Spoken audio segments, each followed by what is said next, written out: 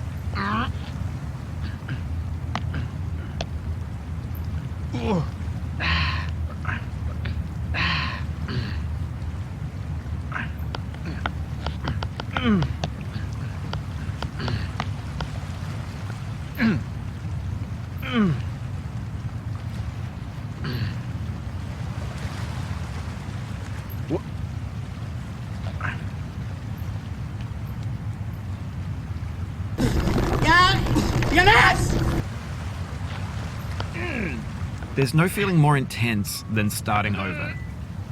If you deleted your homework the day before it was due, as I have, or if you left your wallet at home and you have to go back after spending an hour in the commute. If you won some money at the casino and then put all your winnings on red but it came up black. If you got your best shirt dry cleaned before a wedding and then immediately dropped food on it. If you won an argument with a friend and then later discovered that they just returned to their original view. Starting over is harder than starting up. If you're not ready for that, like if you've already had a bad day, then what you're about to go through might be too much.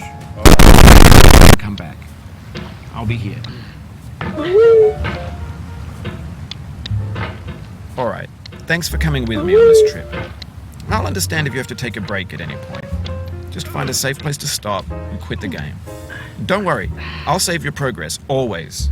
Even your mistakes.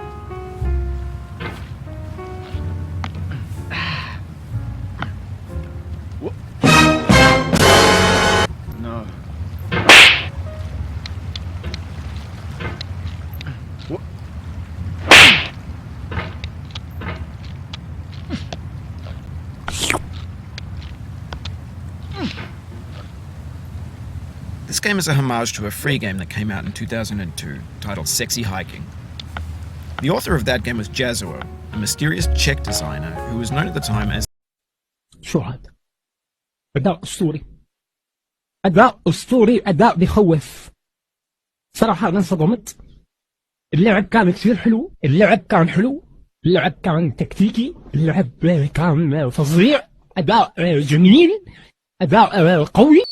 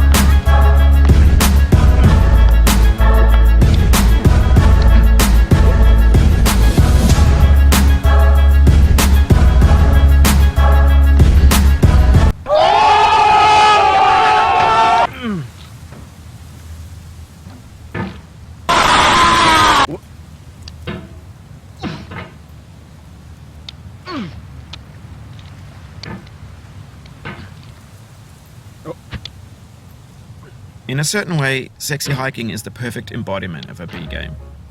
It's built almost entirely out of found and recycled parts, and it's one of the most unusual and unfriendly games of its time.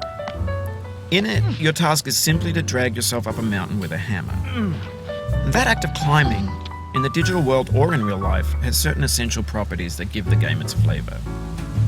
No amount of forward progress is guaranteed. Some cliffs are too sheer or too slippery. And the player is constantly, unremittingly in danger of falling and losing everything.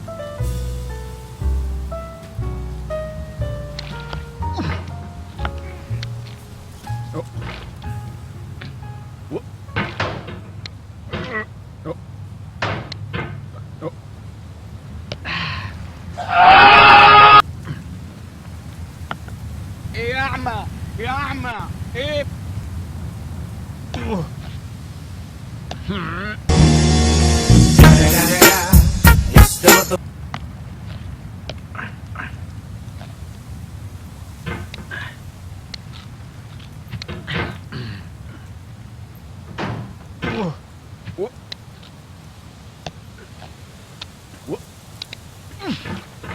Anyway, when you start sexy hiking, you're standing next to this dead tree that blocks the way to the entire rest of the game. It might take you an hour to get over that tree, and a lot of people never got past it. You prod and you poke at it, exploring the limits of your reach and your strength, trying to find a way up and over. And there's a sense of truth in that lack of compromise. Most obstacles in video game worlds are fake. You can be completely confident in your ability to get through them once you have the correct method or the correct equipment or just by spending enough time. In that sense, every pixelated obstacle in sexy hiking is real. The obstacles in sexy hiking are unyielding, and that makes the game uniquely frustrating. But I'm not sure Jazzuo intended to make a frustrating game. The frustration is just essential to the act of climbing, and it's authentic to the process of building a game about climbing. A funny thing happened to me as I was building this game.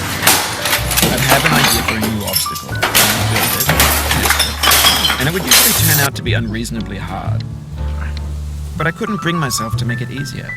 It already felt like my inability to get past the new obstacle was my fault as a player rather than as a builder. Imaginary mountains build themselves from our efforts to climb them, and it's our repeated attempts to reach the summit that turns those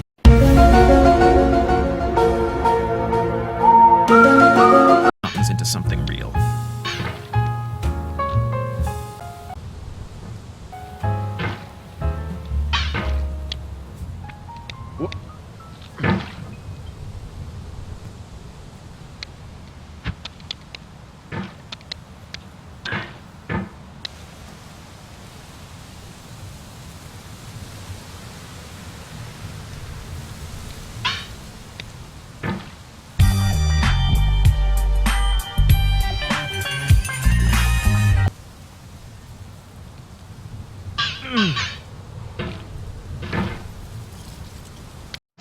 I am the one, the way your son don't